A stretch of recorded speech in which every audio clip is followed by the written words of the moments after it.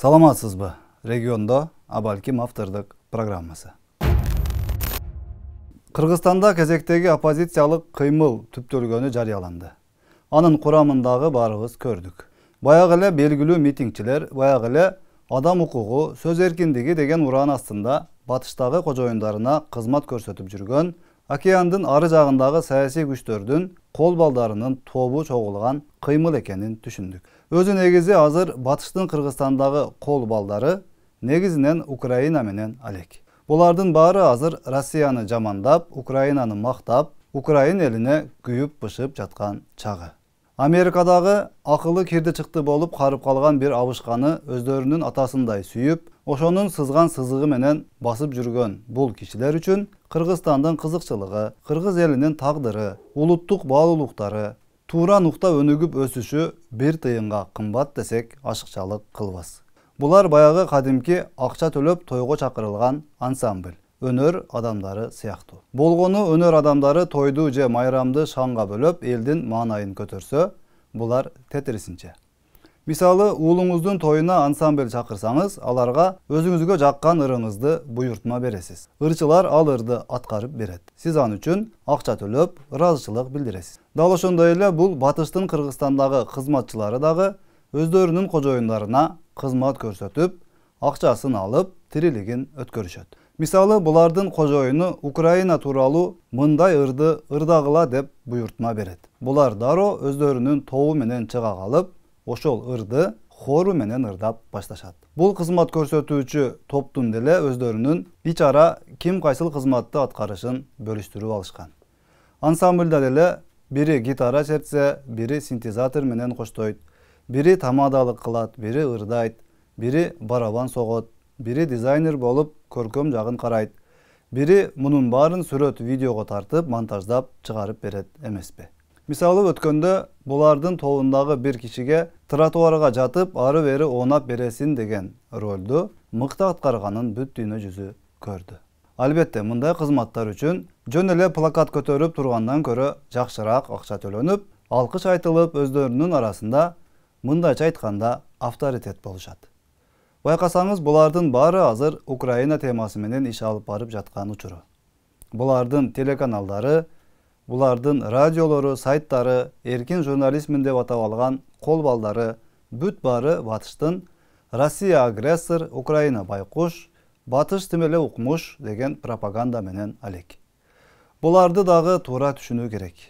Кайсыл ырды ырда десе, ырдагандан башка эч кандай айласы жок. Антпесе акча кайда?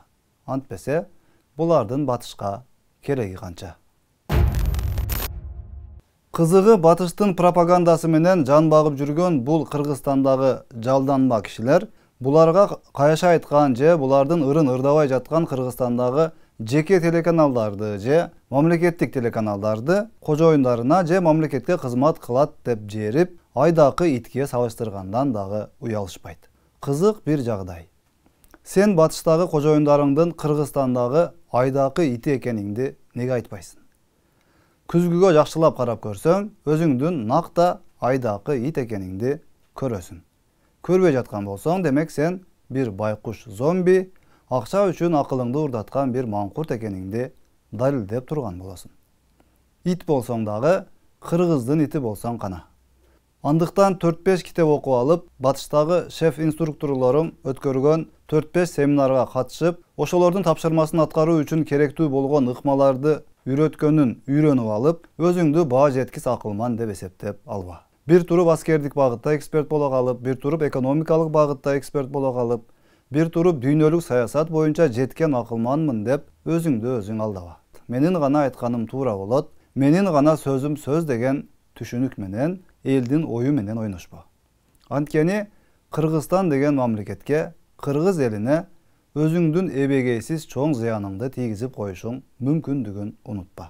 Сенин сөзүң элди үгүттөп жатканың батыштагы кожоюндарыңа жагышы мүмкүн. Бирок Кыргызстандын улуттук кызыкчылыгына караманча каршы келип, эртең ошонун кесепетинен жалпы кыргыз эли зыян тартып жүрбөсүн. Сен ошол өзүңдүн ансамбль тобуңардын ичинде активист, укук коргоочу, саясатчы, митингчи, plakat көтөргүч, дизайнер, эркин журналист же иликтөөчү деген кызматта болушуң мүмкүн. Бирок кыргыз элинин алдында сенин бааң канчалык экенин өткөнкү шайлоолордо деле өзүң көрдүң.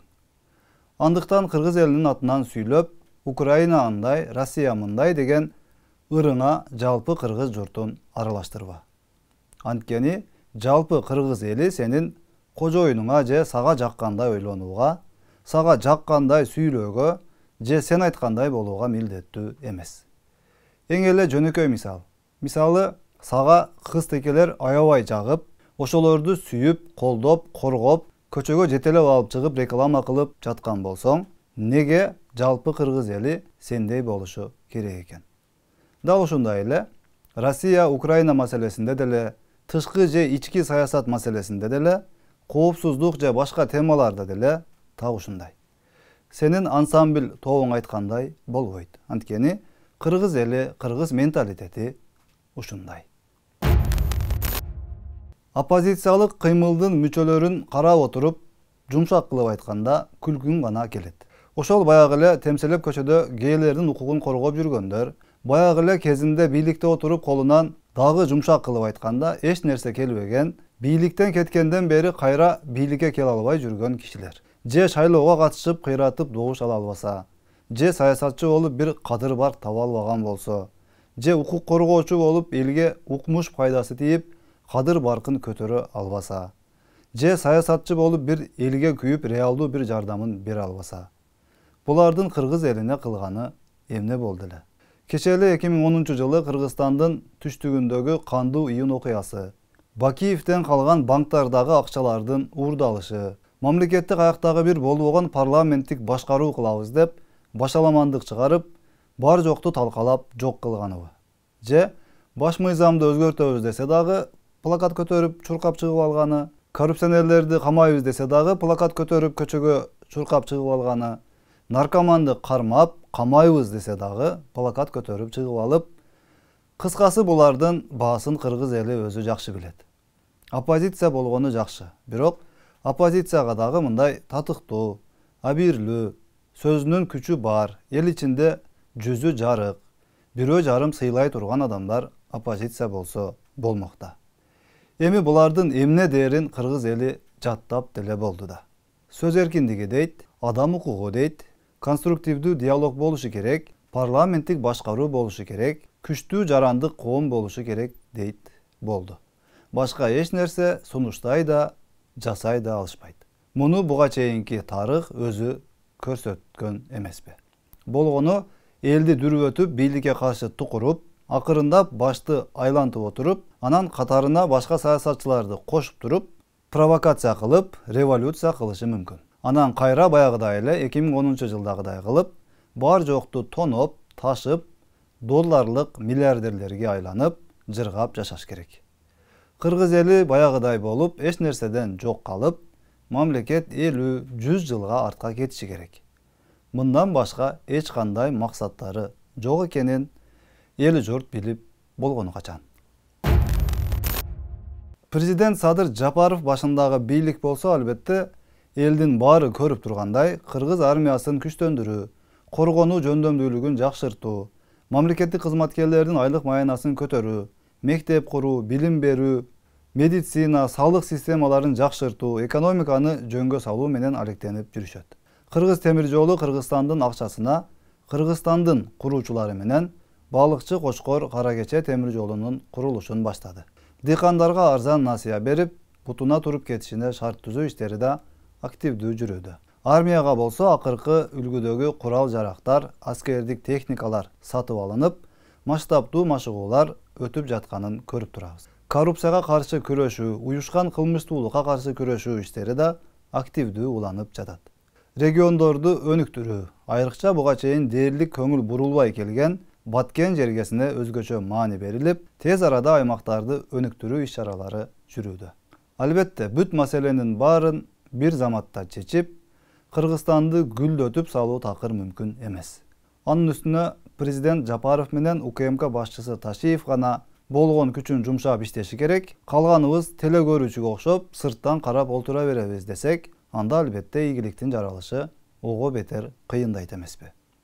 Өлкө жетекчилиги канчалаган кадрларды ар кандай тармактарга коюп, талапты катуу сурап жатканы белгилүү. Бирок тилекке каршы баары эле чын жүрөгү менен берилип, кыргыз элимди алдыга тартып кетишке, өлкөдө тартип болуп, тез арада өндүгүшүнө президентке жардам беришим керек деп жүргөн жери жок.